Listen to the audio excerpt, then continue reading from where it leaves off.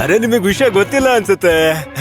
ಗೊತ್ತಿರಲ್ಲ ಬಿಡಿ, ನೀವು ಊರಲ್ಲಿ ಇರಲ್ಲ, ಸುತ್ತಾಡ್ತಾನೆ ಇರ್ತಿರಲ್ವಾ. ಇವನು ಭೀಮಾ, ಇವನು ನಾರಯ್ಯ. ಯಜಮಾನ್ರು ಇವ್ರನ್ನ ಕಾವಲಿಗಿಟ್ಟಿದ್ದಾರೆ. ಬೀಗ ಯಾಕೆ ಹಾಕಿದೆ?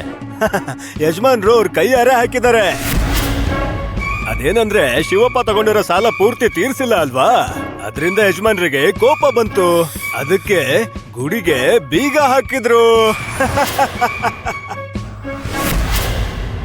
ಅಯ್ಯೋ, ಇಷ್ಟು ಸಣ್ಣ ವಿಷಯಕ್ಕೆಲ್ಲ ಗುಡಿಗ್ ಬೀಗ ಹಾಕ್ತಾರ? ಕೇವಲ 10 ಹೊನ್ನುಗಳಿಗೋಸ್ಕರ? ಇದು ಅನ್ಯಾಯ.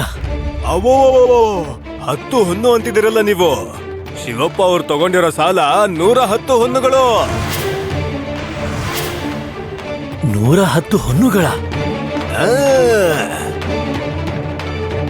110 ಹೊನ್ನುಗಳ? ಆ, ಆ. ಆದ್ರೆ ನನಗೆ